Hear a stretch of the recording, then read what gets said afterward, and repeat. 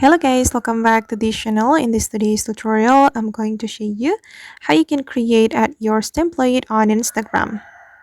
Okay, let's get into it guys. Here I have opened my Instagram application, and first of all, I'm going to create an Instagram story. I'm going to click on your story right here, and I'm going to pick random photo from my gallery. I'm going to go with this one, and we have to go to the sticker menu and select at yours. Oops. Click on add yours, and here you have to write a prompt.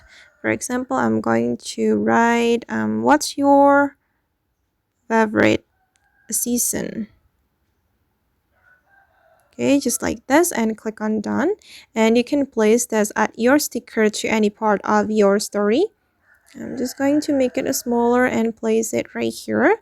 And after you share the story to your Instagram, your followers can use this at yours template for their Instagram story. And I'm going to click on your story. But before it, you can add sticker or music or anything you want. And once you're ready, you can click on your story. Alright guys, and that's all the way to create at yours template on Instagram. I hope this tutorial will be useful for you.